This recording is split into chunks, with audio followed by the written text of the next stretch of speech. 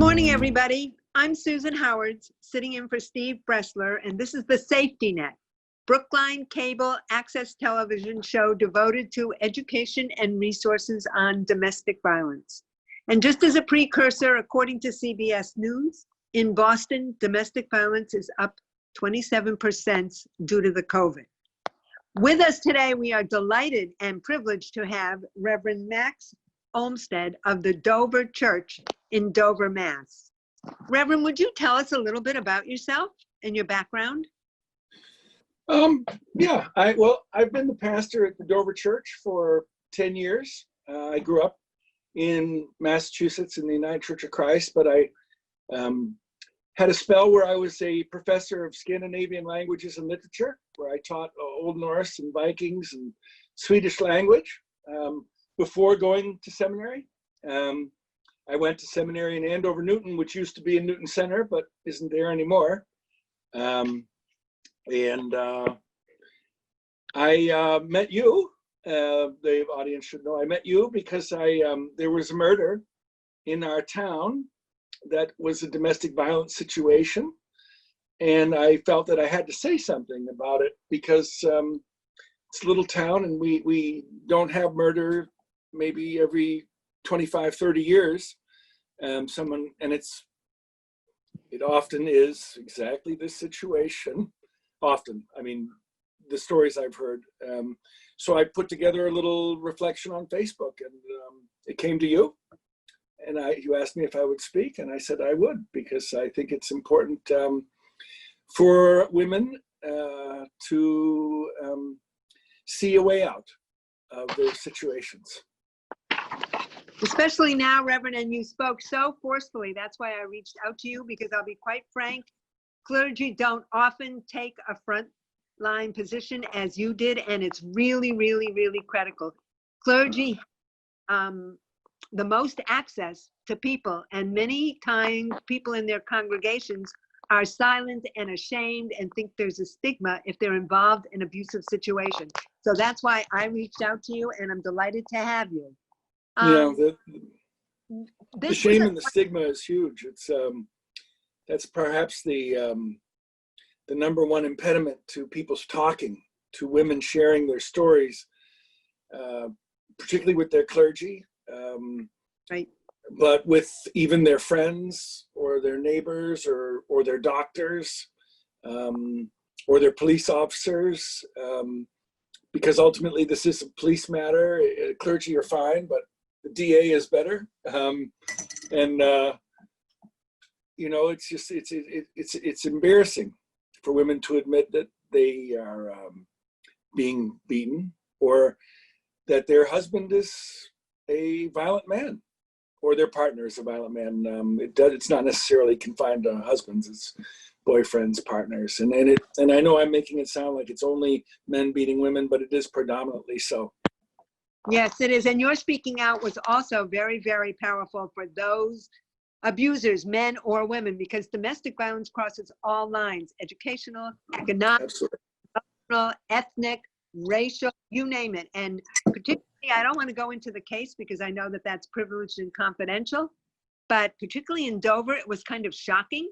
And it was also going to say that it was shocking to hear that it was a doctor at a very prominent hospital, St. Elizabeth's, and he was rated one of the top 10 urologist doctors in the United States.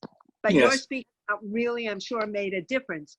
What kind of abuse have you had congregants or non-congregants come to you for counseling about? And I don't want you to share anything that's privileged. Well, I've served 4 churches in very different settings. And my first exposure to it was in a pretty rough urban setting, where the neighborhood where I was serving, there was quite a fair amount of domestic violence and drug abuse. And I would get calls from neighborhood ladies, and I could hear the violence. And I remember going over to the house and arriving before the local police department, and I was just about to go in, and the officer came up and said, "What, are you crazy? You don't go in there. This is where people get killed." we'll go in there wearing flak jackets. And so I saw a fair amount of that in that neighborhood where I was. And then, you know, in other settings, bullying, where a woman is just browbeaten into a second level relationship, to violence and threats of violence, you know, having weapons around the house, behaving erratically, alcoholism, all these sorts of things that make it feel unsafe. And I think that's the second thing beyond the shame that I've discovered is, for a lot of women, is this abuse? Is what's going on here abuse, or is it his personality? And I would say both. Right. They ask you that question. Do they ask, are they brave enough to say, I'd like to get some help? Can you suggest any places? Do they say, am I the only one experiencing this? No, invariably they assume they're the only one experiencing it, because the neighborhood where I serve now is a very idyllic place, and everyone puts on a very good front. Frankly, we're the kind of community where most of our people work very long hours. So we're not an urban place where people are interacting all the time. You have to almost make appointments to get together. And so you could not see one another for some time. And so the women that I've worked with have come to me usually in crisis. So later than they should, than I wish they had. And I tell them, you need to know that you are not alone.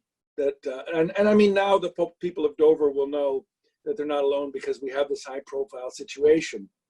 But even there, that's a murder. So they'll still think, well, that's not my situation, because mine's not going to end up there. It's just little rough edges, and so it's and I think it's very important for one of the reasons I wanted to do this and to talk to you and your colleagues was, I think women need to know that there are resources available, so that they can, even, you know, when I taught when I was a professor, the amount of domestic violence that was going on campuses was staggering. And I will say this, many universities now have very active outreach programs and information programs and women's offices where women who are being battered or sexually abused by their partners can go. And I think in that setting, I think women are starting to get up on the curve. Yes, so, Reverend. And there are so many more resources. Most police departments have an advocate or a police officer assigned Absolutely. to them. I don't know if Dover does. I know Brookline does. There are many available resources. But the issue is, Reverend, are people going to avail themselves other resources, or are they too afraid, too ashamed, particularly during this time of COVID? We're all isolated. But then these people in an abusive situation receive a double whammy. They're isolated by the abuse. They oftentimes, their cell phones are taken away, their work is taken away, maybe they're not going to the grocery store, they can reach out to someone. And they're also isolated during COVID. One of the things that's happening is batterers are using COVID as a threat, as a form of abuse. They're threatening to bring the virus home, to subject the children to the virus. And this is really, really, really terrifying. And that's something new for those of us who have been doing, I've been doing this work for 30 years when nobody even knew the word domestic violence. Yeah. And there's another big conflict that I'm sure you see. What happens when the person says, you know, I still love him? What do I do? Yeah. I don't Well, want to. that's another one of those major sticking points. And I think it has to deal with, it goes back to admitting a sense of failure. The woman assumes that it's her fault, that somehow her judgment was faulty in choosing this person, or she hasn't tried hard enough, or she's put in all this time, why bail out now? Or often in the particular setting where I am, the financial resources come through the husband, Right. and her children's well-being, financial well-being depends upon the husband. And so it's very hard. And then, you know, my experience is that being in an abusive relationship clouds your perception of what's normative. Is a way of, I was going to say move the goalpost or warps your mind, but where if that's normative for you, that you get beaten, then you accept it. And I think the most important thing is that this hurts, this isn't healthy, I am unhappy, I am afraid, and or you know, along with I still love him, I often hear I thought I could change him, and What do you say? What do you say? I tell people I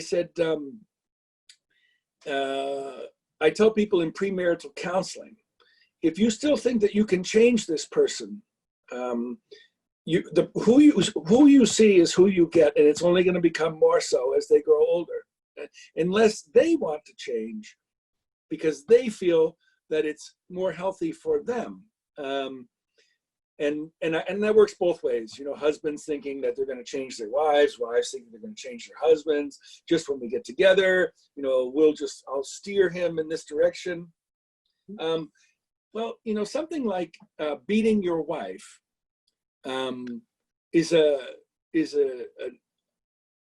there's a deep psychological conflict going on in this human being, probably from their own trauma as a child, perhaps from their addiction to one thing or another, or the stress that they live under in their workplace, which they bring home and externalize upon people who are weaker than them physically.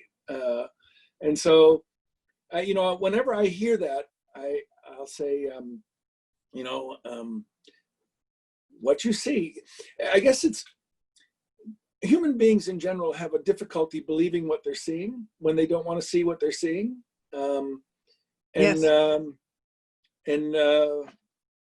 I guess, you know, to use one of the catchphrases of our time, they see, oh, it's fake news. That's not really as bad as that. But it is. They minimize. Oftentimes, victims of domestic violence or survivors, they minimize what's happened. Well, he only hit me once. Well, he doesn't give me grocery money. Well, he's emotionally abusive, but it doesn't happen all the time. They tend to minimize what's happening. But in this case, one of the things that's very concerning now is we've devoted a lot of, thank goodness, resources and time. And I can send you a list of wonderful resources that you could. But we haven't done the same for batterers. We've only addressed one half of the equation.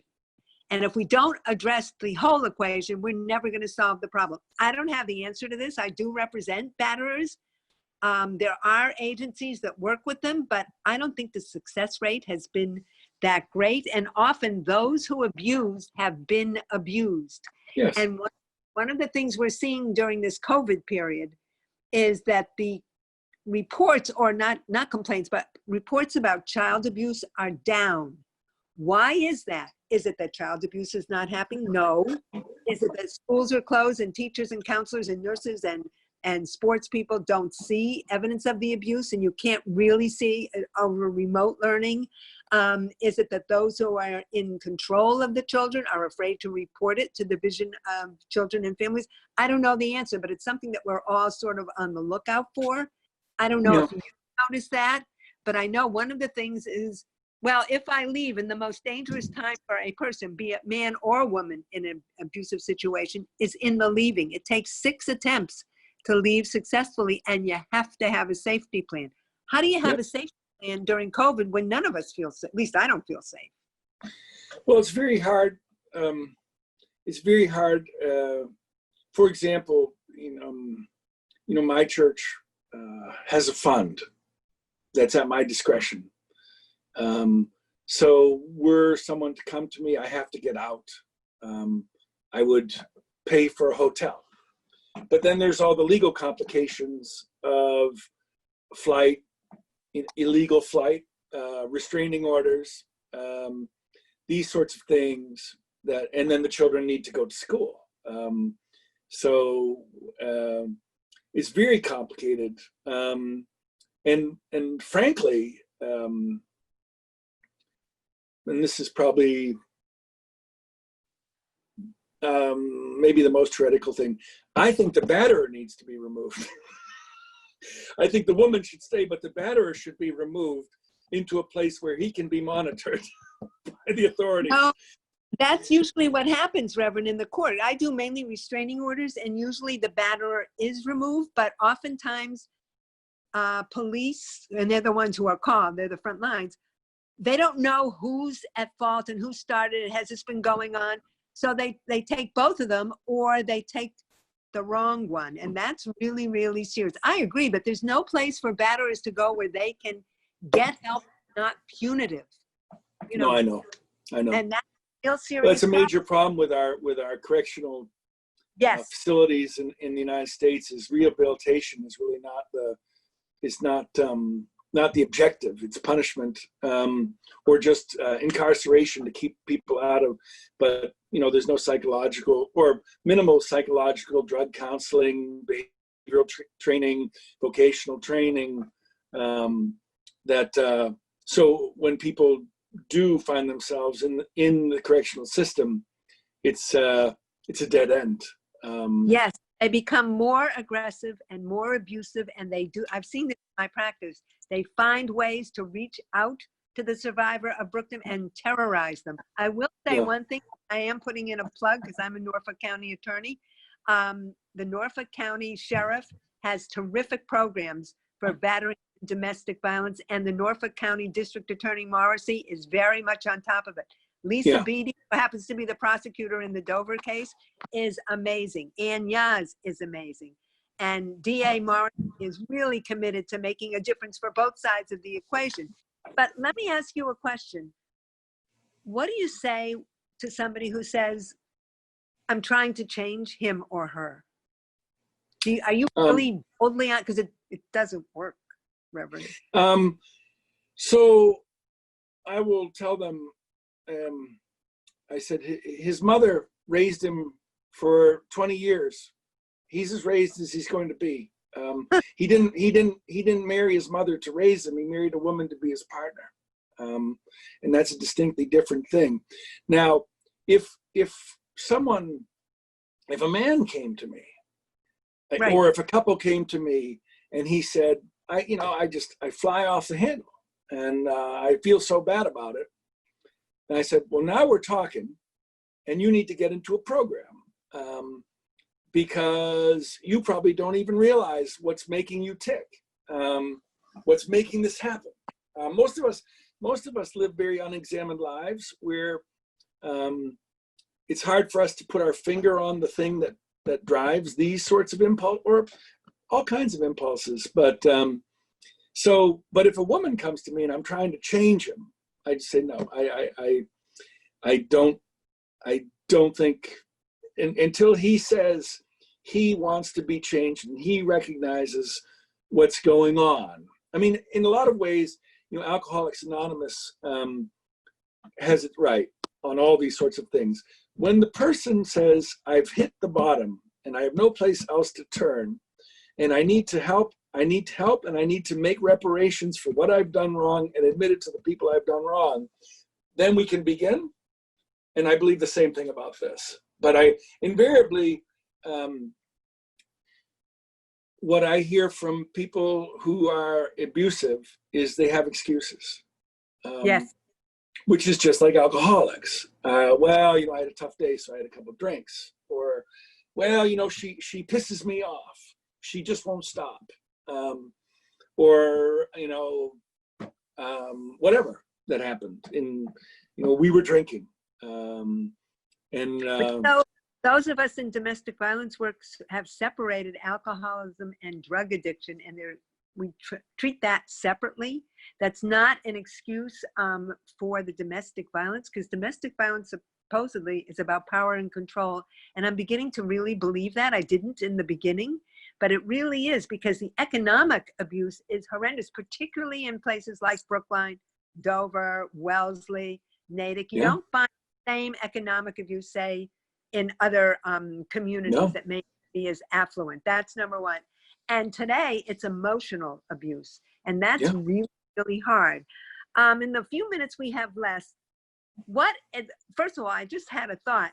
Could people who are not members of your congregation reach out to you? They might feel safer. Absolutely. Somebody in another community, because I know that AA does that. You can go to meetings in Alaska, and you're sure. Sure, I know. I mean, when I was the first church I served was down in Cohasset, and I would drop in on the AA meeting. It was like the whole South Shore was there. Exactly. It was like, oh my goodness, everyone's here from all so over maybe the South Shore. their contact information at the end of this show. And have you seen a change in your congregation's attitude toward domestic violence since this particular event occurred? Are you aware of this change? No, I'm not. Part of it is because of the pandemic. I'm not getting to spend any time with anyone face to face. Right. It's over Zoom like this. There's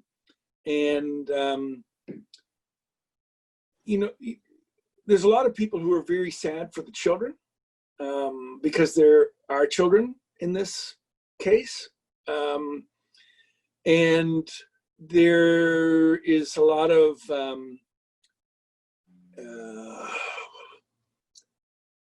sadness in the neighborhood of neighbors, and then explaining it to children. But I think in a general sort of way, I think the fact that we're all inside our homes, we're not able to have a forum about this. And as for my name, absolutely, I would studies show that the more connections an individual has, the more webs of connection an individual has, the less likely they are to get involved in unhealthy behaviors.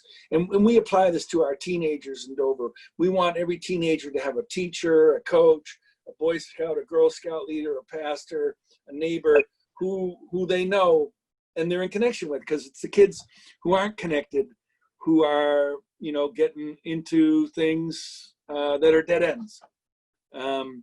And I feel the same way about grown-ups, that if they have community,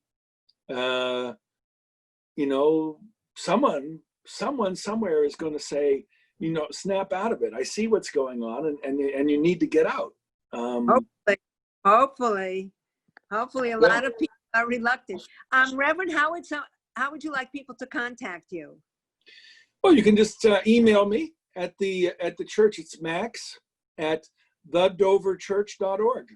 So THEDOVER church.org. And that's like the safest, most anonymous way of sending an initial question about that. And of course, you know, I would need to say here that as a pastor, I'm also a mandated reporter. So that if someone were to contact me and say that they were in danger of their life, they felt that they were in danger for their life, I would need to say, well, we are talking, but I also need to contact the local police department. Right.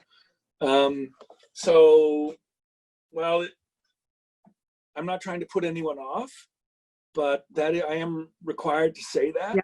Need to say. Yeah, And and so. First step is to call the local police, 911, if you're in immediate danger. If you want consult, you need to have the non-emergency number. Also, Governor Baker and Lieutenant Governor Polito set up a sort of triage system for those involved in domestic violence situations. You can just go 211 and you'll be put in touch with resources. There's SafeLink. Second Step in Newton is a phenomenal resource. There are attorneys. There are so many resources. Reverend, thank you so much. Do you have any last words you'd like to say before we sign off? Well, and I hope you come back. Thank you. Thank you for inviting me, and God bless your efforts, because it's important work that falls through the cracks. We're all. Thank you so much, Rev Max Olmstead of the Dover Church. Reach out to him. Thank you. Take care. Bye-bye.